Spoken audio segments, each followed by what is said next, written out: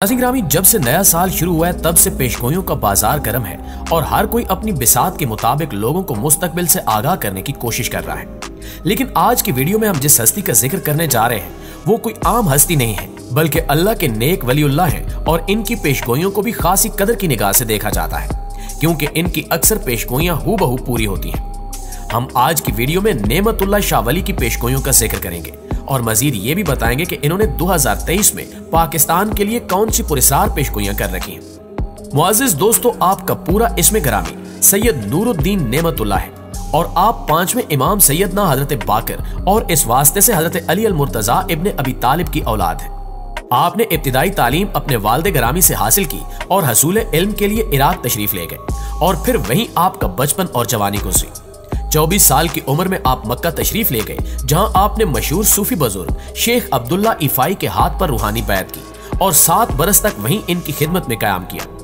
शाह नेमतुल्लाह वली ने अपने इल्म कशफ से फारसी शेरों पर मुश्तमिल शाहरुख मिर्जा की औलाद और मुगलिया खानदान के आने वाले दौर और हुक्मरानों के बारे में अपने मखसूस असलूब में पेशगोइयां की और तोहफतन शाहरुख मिर्जा को अता की, जो कि जमाने के गुजरने के साथ साथ बिल्कुल सही साबित भी हुई। प्यारे साथियों, आपकी पाकिस्तान से मुतल्लिक पहली पेशगोई यह है कि बहुत जल्द पाकिस्तान के मुसलमानों पर अल्लाह ताला का फजल जाहिर होगा और इनके हाथ काम चलाने वाले आदमी आ जाएंगे। अगर मौजूदा दौर का जायजा लिया जाए तो पाकिस्तान में कोई ऐसी गैर मामूली शख्सियत या दयानतदार सियासतदान पैदा नहीं हुआ जिसे खिराज तहसीन पेश किया जा सके। मज़कूरा शेर के मुताबिक कौम के हाथ में हकीकतन अगर कोई काम चलाने वाला आदमी आया है तो वो सिर्फ डॉक्टर अब्दुल कदीर खानी है, जिन्हें तमाम कौम अपना हीरो मानने पर मुत्तफिक है। किसी ने बजा कहा है कि अगर कायदे आजम ने पाकिस्तान बनाया तो डॉक्टर अब्दुल कदीर खान ने पाकिस्तान बचाया। आज अगर दुश्मन हम पर हमले की जुर्रत नहीं कर रहा तो इसकी वाहिद वजह सिर्फ डॉक्टर अब्दुल कदीर खान का बनाया हुआ एटम बम है, जिससे पाकिस्तान दुनिया के 192 ममालिक में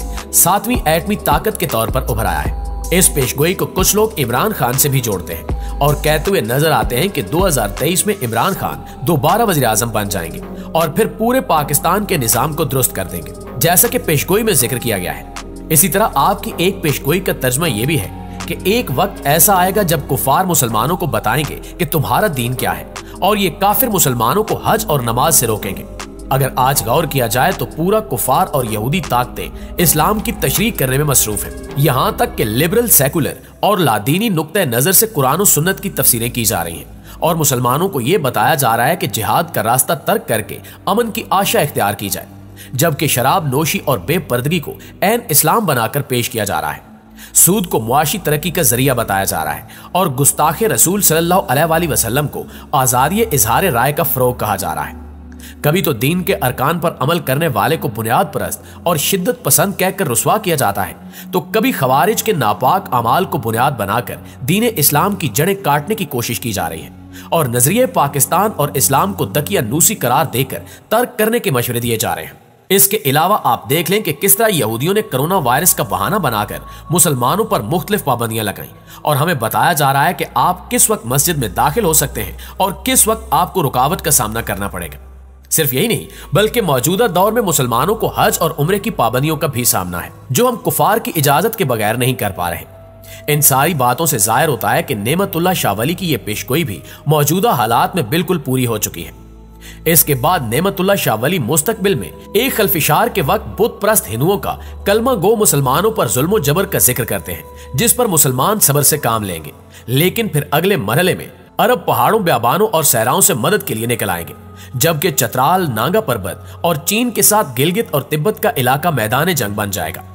अब हजरत नेमतुल्लाह शाह वली अपनी पुरस्कार पेशगोई में निहायत सख्त और संगीन और खूनी मंजर पेश करते हुए बताते हैं कि इस दौरान दरियाए अटक यानी दरियाए सिंध कुफार के खून से 3 मरतबा भर कर जारी होगा। यहाँ सवाल ये पैदा होता है कि क्या इसका मतलब ये हो सकता है कि हिंदुस्तानी फौज पाकिस्तानी सरहद क्रॉस करके आजाद कश्मीर की तरफ पेशकदमी करेगी या कराकुम की शाहराह काट कर ताकि चीन की तरफ से पाकिस्तान को मदद न पहुंच सके। ये सवाल ज़हन में इसलिए उभरता है कि कुफार की फौज दरियाए अटक तक पहुंचेगी तो तभी कुफार के खून से दरियाए अटक 3 मरतबा भरकर जारी होगा। इसके अलावा नेमतुल्लाह शाह वली अपनी एक और पेशगोई में फरमाते हैं कि तुम ये देखोगे कि जब दुनिया में हर तरफ जंग होगी तो उस वक्त दुनिया पर हर हवाले से ईसाइयों की हुकूमत होगी और वो हर मक्कारी और बहाने से मुसलमानों को तबाह बर्बाद करने के तरीके तलाश करेंगे। ईसाई शिद्दत पसंद हर तरफ से हमला आवर होंगे और मुसलमानों के मुल्कों पर हीले बहानों से कब्जा करना शुरू कर देंगे।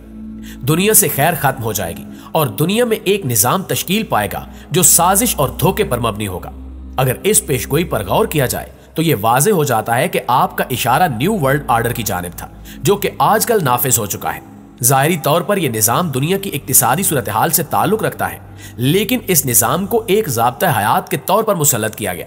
जबकि इखलाकियात और दीनी एतबार से इसके रास्ते में वाहिद रुकावट चूंकि इस्लाम था। चुनांचे इस्लाम की इन तालीमात को यकसर तब्दील करने पर जोर दिया गया, जो इस नए मजहब के रास्ते में रुकावट बन सकती थी, जिसकी खातिर लोगों का तर्ज जिंदगी मुकम्मल तौर पर इस नए मजहब के सांचे में ढालना आलमी इदारों का हदफ था। लिहाजा आप देख सकते हैं कि मुआशरे के निजाम को तब्दील करने के लिए हर शोबे में मेहनत की गई है। लोगों का पहनावा, खाने पीने के औकात, सोना जागना, तर्ज रिहाइश, इंसान की जाती जिंदगी, ताल्लुकात की बुनियाद और कारोबार के तौर तरीके, इन तमाम बातों में लोगों को खींचकर इस नए मजहब में दाखिल किया गया। इस नए मजहब का वाज़े खाका डॉक्टर जॉन कोलेमन ने अपनी किताब नेस्पिरेटर हायरार में खींचा है, जिसमें वो लिखता है कि एक आलमी हुकूमत और ऐसा निजाम जिसको एक आलमी हुकूमत कंट्रोल कर रही होगी, वो मुस्तकिल गैर मुंतखब मौरूसी चंद अफराद की हुकूमत के तहत होगा, जिसके इम्कान करूने वुस्ता के सरदारी निजाम की शक्ल में अपनी महदूद तादाद में खुद मुंतखब करेंगे। इस एक आलमी वजूद में आबादी महदूद होगी और फी खानदान बच्चों की तादाद पर पाबंदी होगी। वहां जंगों और कैद के जरिए आबादी को कंट्रोल किया जाएगा, यहां तक कि सिर्फ 1 अरब नफूस रह जाएंगे जो हुक्मरान तबके के लिए कारामद होंगे और उन इलाकों में होंगे जिनका सख्ती और वजाहत के साथ तयन किया जाएगा, और वहां वो दुनिया की मजमूई आबादी की हैसियत से रहेंगे। और फिर कोई मुतवसत तबका नहीं होगा, बल्कि सिर्फ हाकिम और महकूम होंगे। इसके अलावा डॉक्टर जॉन लिखता है कि इस निजाम में तमाम कवानीन दुनिया की सच्ची अदालतों में एक जैसे होंगे, जिन पर अमल दरामद एक आलमी हुकूमत की पुलिस और मुत्तहिदा आलमी फौज के जरिए तमाम साबका ममालिक में होगा, और किसी तरह की कौमी सरहदें नहीं होंगी, बल्कि यह निजाम एक फलाई रियासत की बुनियादों पर इस्तवार होगा। प्यारे दोस्तों, ये सारा वही निजाम और मजहब है जिसकी सरबराही यहूदी करेंगे, और यही वो निजाम है जिसकी पेशगोई हजरत नेमतुल्लाह शाह वली ने आज से 850 साल पहले कर दी थी, और जो आज हरफ ब हरफ पूरी हो रही है। अल्लाह ताला से दुआ है कि अल्लाह ताला हर मोमिन मुसलमान को इन तमाम दजाली फितनों से अपनी हिफ्ज़-ओ-अमान में रखे और हमारा खात्मा ईमान पर करे। आमीन सुमा आमीन।